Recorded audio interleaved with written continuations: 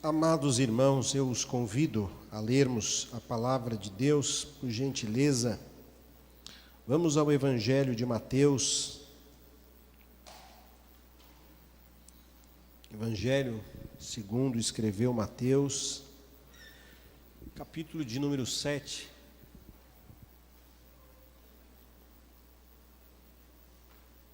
Nós vamos ler os versos 24 a seguir.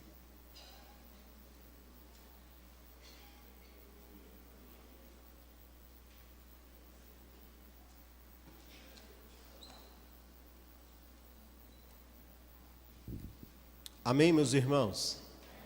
Leiamos. Portanto, quem ouve estas minhas palavras e as pratica, é como um homem prudente que construiu a sua casa sobre a rocha. Caiu a chuva, transbordaram os rios, sopraram os ventos e deram contra aquela casa, mas ela não caiu, porque estava alicerçada sobre a rocha. No entanto, quem ouve estas minhas palavras e não as pratica, é como um insensato que construiu a sua casa sobre a areia. Caiu a chuva, transbordaram os rios, sopraram os ventos, deram contra aquela casa, ela caiu e foi grande a sua queda. Amém? Amados, este texto que nós acabamos de ler, ele está registrado numa porção das Sagradas Escrituras, conhecida como o Sermão da Montanha. A exposição que o nosso Jesus faz, sintetizando e colocando todos os conceitos que dizem respeito aos que fazem parte do reino de Deus. Ele diz as características daqueles que são membros deste reino. Então, em toda esta exposição que nós encontramos de Jesus, nós vamos observar Jesus lançando os conceitos para solidificar a nossa caminhada com Ele. Jesus, ele é muitíssimo objetivo nesta exposição da palavra de Deus, e nesse momento que ele discorre sobre o Sermão da Montanha, em muitos momentos ele traz um conceito, e ele vai ali aumentando gradativamente as informações e requisitos daqueles que fazem parte do reino de Deus. No capítulo de número 7, Jesus, ele fecha esses ensinamentos e faz uma espécie de filtro, de peneira, literalmente um funil. E o funil, ele acontece exatamente aqui, quando ele estabelece uma verdade que ela deve ser observada por todos nós. Jesus está dizendo que, se tudo que ele falou até aqui, no Sermão da Montanha, não for colocado em prática, nada do que ele falou terá qualquer valor na vida daqueles que apenas ouviram. Então, eu tenho plena consciência de que hoje, aqui, nessa noite, no culto da família da fé, no Jardim Helena, e também dos nossos queridos amigos ouvintes que participam conosco desse culto online, eu tenho dois grupos de pessoas: aqueles que ouvem e praticam, e aqueles que ouvem e não praticam. Só que alguém pode até ficar feliz em termos nominais de ter aqui na igreja pessoas que vêm para ouvir a palavra. E aí eu tenho constatado, irmãos, com muita tristeza no meu coração, que existe uma parte da igreja que ela é apenas ouvinte. Tem crentes frequentando a nossa igreja, participando da nossa igreja, mas que eles são, desculpem, meros ouvintes da palavra de Deus. E aí, assim, claro que eu gosto que você venha, mas eu não posso lhe enganar. Me ouvir não vai mudar a sua vida. Por mais que a palavra que eu digo a você e que você ouve pelos meus lábios, seja a palavra de Deus. Eu sei que tem um monte de pregador que eles gostariam muito de carregar essa vaidade, e aliás eles carregam, né? Eles acreditam mesmo numa utopia. E que utopia é essa? Que eles vão pregar e que todas as pessoas vão ser profundamente tocadas e abençoadas. Isso não é verdade.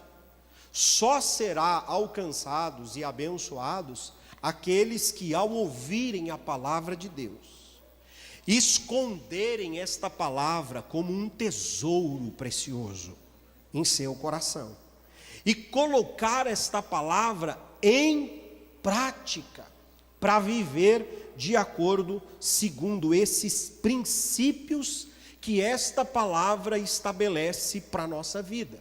E aí eu tenho constatado isso das diversas formas de atendimento, de aconselhamento, de conversas informais, conversas mais profundas, conversas mais intimistas, que boa parte das pessoas, e uma grande parcela delas, estão apenas ouvindo a palavra de Deus. E sabe qual que é o grande problema de ouvir somente a palavra de Deus? Você vai ser tratado apenas como um ouvinte. E Deus não tem compromisso com ouvintes. Deus tem compromisso com discípulos, com seguidores que se comportam como discípulos. Discípulos são aqueles que decidem aprender e praticar os ensinos do seu mestre. A pergunta é: quem você é nessa plateia que Jesus está falando? Sua casa está classificada como a classe daqueles que ouvem e praticam, ou aqueles que ouvem e nada praticam? Eu vou repetir: apenas me ouvir não fará de você um crente melhor. Eu poderia muito bem, irmãos, se eu quisesse aqui agradar vocês e me candidatar a alguma coisa, ficar aqui trazendo um monte de palavrinha, olha que bonito, que igreja bonita. Mas você sabe qual é o grande problema? Jesus, quando vem à igreja, ele não vê isso aqui, ó. Ele vê aqui, ó. Aqui onde eu não vejo, aqui onde você não vê. Eu estou engomadinho assim, não estou, irmão? Até parece bonitinho, né? Só que Jesus não vê isso aqui. Ele vê aqui, ó. Ele vê se nesse culto que eu estou aqui com vocês, eu trouxe todo o conteúdo da sua palavra em minha vida durante a semana para derramar nesse culto.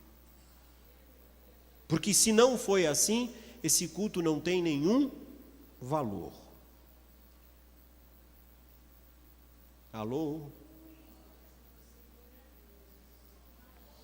Nós precisamos ser praticantes. E quando Jesus expõe o Sermão da Montanha, Jesus ele estabelece para nós palavras que são profundamente confrontadoras. Eu não posso expor a vocês aqui todo o Sermão da Montanha, mas alguém fez um comentário, eu não lembro agora o nome do teólogo, que ele disse o seguinte: viver a vida cristã não é difícil, é impossível, sem a ajuda do Espírito Santo.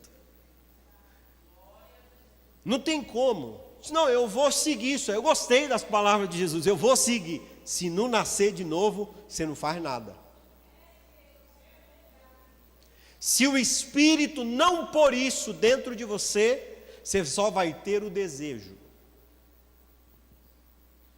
E o que dá a licença para o Espírito fazer isso em nossa vida é a nossa sujeição em obedecer às palavras de Jesus. Como anda a sua disposição em obedecer às palavras de Jesus? No Sermão da Montanha, Jesus vai falar sobre renúncia. No Sermão da Montanha, Jesus vai falar sobre relacionamento com Deus e com os homens. Jesus vai falar sobre perdão. Jesus vai falar sobre oração. Jesus vai falar sobre jejum. Jesus vai falar o nosso papel diante dos homens.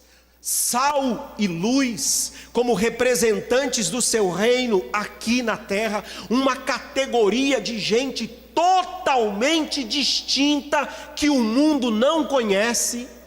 Somente a igreja é que tem esses segredos e essa capacidade de expressar o reino de Deus.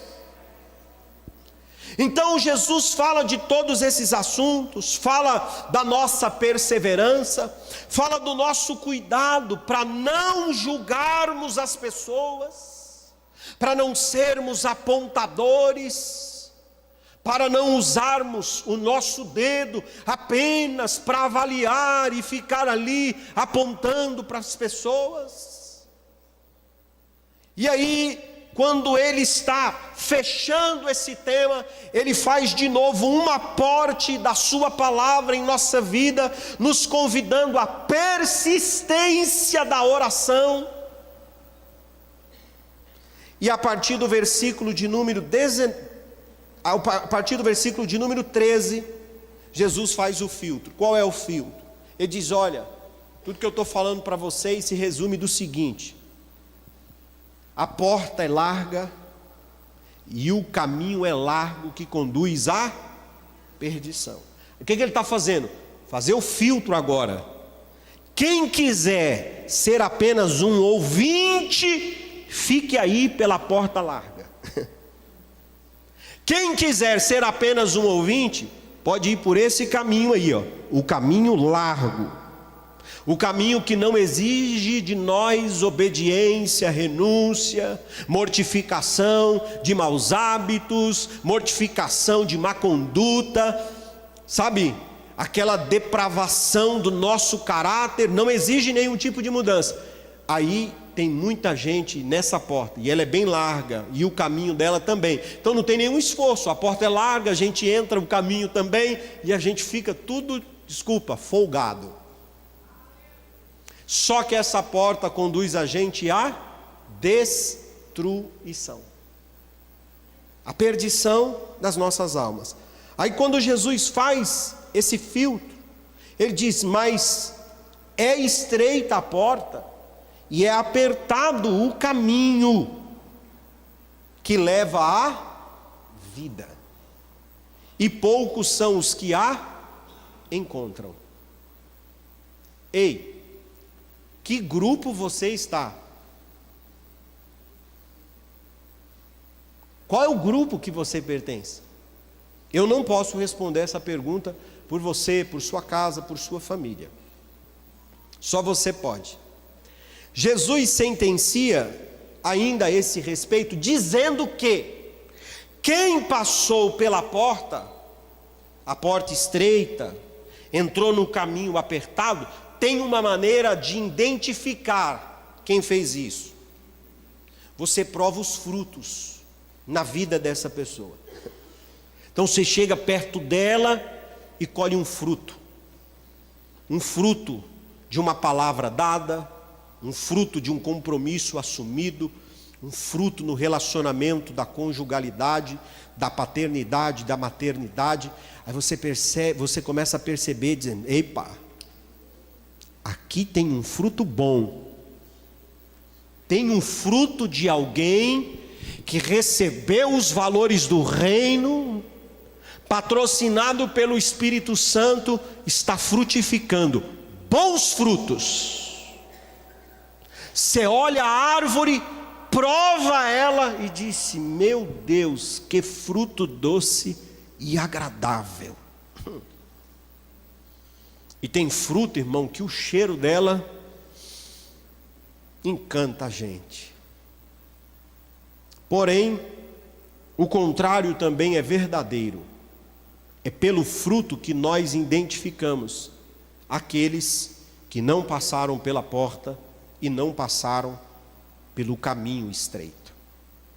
E Jesus então encerra com esta exposição que eu acabei de dizer a vocês, que é o derradeiro funil. Quando eu falo funil, será que todos sabem? Sabe, né? Então o funil é aquela peça que em cima a gente enche e ela embaixo ela vai afinando para fazer um refino daquilo que cai. Ele faz esse filtro aqui, ele põe todo esse filtro sentenciando a nós da seguinte maneira: portanto, quem ouve estas minhas palavras e as pratica é como um homem prudente que construiu a sua casa sobre a rocha. O homem que ouviu e que praticou. A pergunta que eu quero fazer a você, para você responder: como é que a sua casa tem se relacionado com os ensinos de Jesus? Homem, os homens aqui, como é que você tem feito sua casa se relacionar com os ensinamentos de Jesus? Na sua casa tem oração?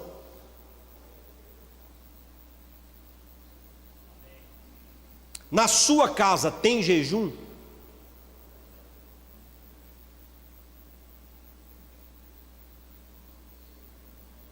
Na sua casa a maledicência ela é silenciada? A murmuração ela nem é percebida dentro da sua casa? Mulheres, como é a cultura do reino da sua casa? A partir de você. Tem oração lá? Tem jejum? Tem renúncia? Tem luz? Tem sal? Tempero? Tem isso na sua casa? Deixa eu dizer uma coisa para vocês. É tarde demais quando algumas pessoas estão acordando para viver isso aqui. Repito, eu tenho atendido com uma certa constância. E aí eu vou apelar aqui para a competência do nosso copastor para falar de construção. Alguém aqui já lidou com vazamento no dia de chuva? Já lidou? Sabe o que você tem que fazer? Esperar passar a chuva. Se chover 5 dias, você vai ter que aguentar vazamento na sua casa 5 dias. Você pode chamar o melhor consertador de telhado que tem. Se tiver chuva, enquanto a chuva cai, ele não cola nada, ele não repara nada, ele não faz nada. E você vai ter que conviver com o incômodo. Se for uma goteira, está no lucro. Agora, se for buraco, literalmente, chuva torrencial, se prepare. Você vai perder móvel, você vai perder sofá, você vai perder piso, você vai perder eletrodoméstico, você vai perder roupa, vai ter mofo, você vai ter que pintar a casa de novo. Sabe por quê? Porque o dia ruim não é o dia que a gente tem condição de se resolver os problemas. A gente precisa se preparar para as adversidades da vida. E Jesus, nesta palavra, ele deixou algo muito claro. Escute, você serve a Deus, eu sirvo a Deus, mas a minha casa e a sua casa estão expostas às mesmas intempéries que acontecem lá na casa do ímpio. Na casa do justo, na casa do que teme a Deus, tem desemprego, irmão. Tem falta de diálogo, tem crise conjugal, tem problema na saúde, tem crise na paternidade, não sei como lidar com os filhos. Tem de tudo. Sabe o que diferencia isso? É como eu pratiquei a palavra do Senhor até esse momento. Se eu pratiquei, eu vou ter reforço. Minha casa não vai cair. E o grande detalhe que eu tenho percebido é que muitos de nós, irmãos, estamos vivendo de maneira muito nominal. Não faz sentido, querido. Eu disse isso hoje para uma pessoa. Jesus olhou para a igreja de Laodiceia, uma igreja vibrante, hein? Rica, poderosa, igreja de alto orçamento, a igreja que não carregava muitas coisas. Ela tinha um problema. Sabe qual era o problema dela? Ela era nominal. Não era nem quente e nem fria. É igual muitas pessoas se gabam por vir à igreja. Ah, pastor, mas eu não estou no mundão não, eu não fumo não, eu não bebo. Mas, graças a Deus, né, irmão? Menos um delinquente. Só que isso não conta nada ao seu favor. Você não beber, você não fumar, você não trair sua esposa, só de você não fazer isso, você não vai a lugar nenhum.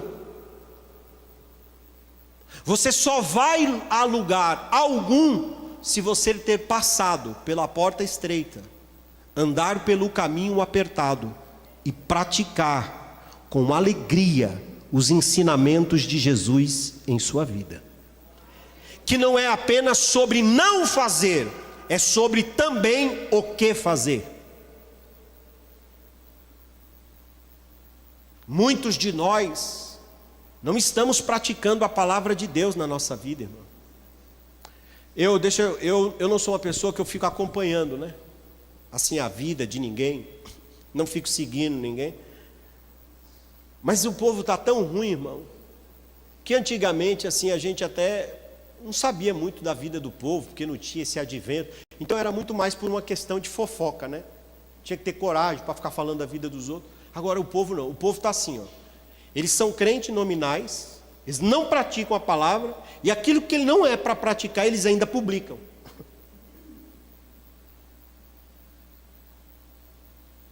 E aí domingo, irmão, está aqui, uma carinha de santo, a carinha de crente, achando que está tudo bem. Só que o vento passa, irmão, o vento vem. E o vento, ele tem uma característica. O vento, quando vem, você sabe o que ele faz com o joio? Sabe? Ele leva o joio embora. O trigo fica porque o trigo é pesado. O vento bate, sacode a plantação, o trigo cai, que ele é pesado aqui, ó. O joio vai embora. Quando a gente olha assim, parece tudo igual. Mas se a palavra de Deus não está sendo praticada, não tem resultados. Sua casa está exposta. E eu estou vendo, escute bem, por favor, ouça-me, muitas casas caírem por falta de oração, por falta de jejum, por falta de pureza, por falta de adoração, por falta de temor a Deus. Pessoas que estão vivendo, irmãos, completamente alicerçadas numa religiosidade frívola, que não nos fará chegar a lugar algum. Escute comigo o que Tiago diz para mim e para você. Carta do apóstolo Tiago, capítulo de número 1, verso 22. Ele diz assim: sejam praticantes da palavra, não apenas ouvintes. Olha o que o Tiago diz: enganando a vós mesmos. Só ouvir e não praticar, você está se sabotando, irmão. Não é a mim, não. Quando você é um crente nominal, você não está me sabotando não, irmão. Porque eu estou interessado muito no céu. Quero muito que você vá. Agora, se você não for, eu vou cantar para você um corinho. Só não impeça eu ir. Fica por onde você quiser. O céu é o lugar que eu vou. E eu gostaria muito que você fosse. Não se engane, não há céu sem alinhamento e obediência à palavra. O Tiago diz assim, ó: aquele que ouve a palavra, mas não a põe em prática, é semelhante a um homem que se vê no espelho, mas depois de olhar para si mesmo, sai e se esquece da sua aparência. Fica uma pessoa sem identidade. É o que a palavra de Deus está dizendo. Agora, ele diz: contudo, o homem que observa atentamente a perfeita lei da liberdade e persevera na prática dessa lei, não se esquecendo do que ouviu, mas praticando, será bem-aventurado naquilo que fizer. Sua casa, irmão, depende da sua obediência. E obedecer não é vir à igreja aos domingos. Obedecer é o apego pela palavra, é a encarnação da palavra na nossa vida, na segunda, na terça, na quarta, na quinta, na sexta, no sábado, no nosso dia a dia, no casamento, na conjugalidade, na paternidade, na maternidade, na vida social, no namoro, no trabalho, na escola, na faculdade. A palavra precisa ser a bússola. Irmão, tem muita gente que a casa dele está assolada, sabe pelo quê? Irmão, pela música mundana, pelo palavrão, pelo xingamento, por vícios. Não tem como ficar de pé não, irmão. Vai colapsar, vai cair. Esses dias eu atendi uma pessoa, eu perguntei para ela: como é que anda a sua vida com Deus? Esquece a igreja. Você tem algum dia assim que ora? A resposta é sempre a mesma: não oro. Você acha mesmo, irmão, que o diabo teme você porque você é membro da igreja Assembleia de Deus do Jardim Helena?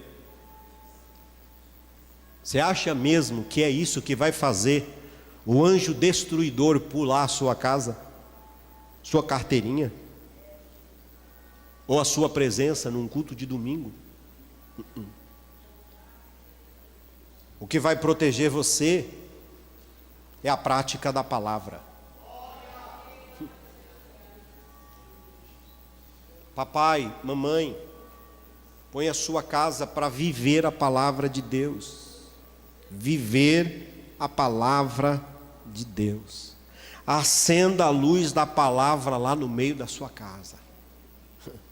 Acenda a lamparina da palavra lá no meio da sua casa. Põe sua casa de joelho, vamos orar. Porque o dia da tempestade vem e depois a gente não consegue.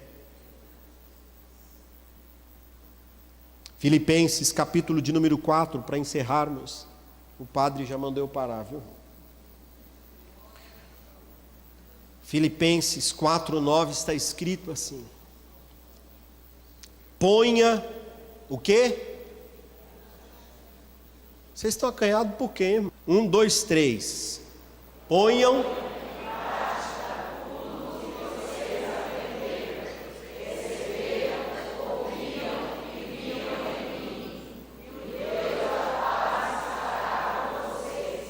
a diferença está aqui, ó. Vai ter chuva, vai ter tempestade, vai ter dias maus, vai ter. Só que o Deus da paz vai estar com você, vai estar comigo, vai estar na nossa casa, como nosso defensor, como nosso guarda fiel. Vai soprar o vento forte, mas Deus estará com você, com a sua casa, com a sua família, e você não será envergonhado nesse dia. Se a prática, se a obediência à palavra de Deus for o seu exercício prático. Irmãos, o Evangelho é algo para a gente praticar e viver. Viver. Eu estou assim, repito, irmãos, inculcado com o que eu tenho ouvido de pessoas. Não basta, irmãos, a gente vir à igreja, a gente precisa praticar o Evangelho. E eu gostaria de preparar você para que você pudesse entender. A vida, irmão, ela é cíclica. Um dia nós estamos aqui bem, outro dia chega o dia mau. E quando esse dia chegar, você precisa estar com os alicerces da sua casa sobre Cristo Jesus, a rocha inabalável. Você pode se proteger em Cristo Jesus. Eu gosto muito do Salmo 18, verso 30. Se me ajudar ali na projeção. Salmo 18, verso de número 30. Está escrito assim: quem anda no caminho da palavra tem essa constatação: este é o Deus, cujo seu caminho é o quê? Perfeito. Irmão, obedecer a palavra de Deus vai levar eu e você à perfeição. Porque o caminho de Deus é perfeito. Aí ele disse assim: a palavra do Senhor é o quê? Genuinamente pura. Algumas versões está escrito genuinamente pura. Não tem contaminação na palavra. E ela é o quê? Ele e ela, um escudo para todos os que nela se refugiam. Levante a palavra na sua casa, pratique a palavra, ponha a palavra como âncora da sua casa, e as tempestades não irão destruir você, seu casamento, seus filhos, seus projetos, seus sonhos, seu ministério. Sua casa não será destruída com o sopro do vento contrário, mas o Senhor vai sustentar você. O Deus da paz estará com vocês em tudo quanto vocês fizerem.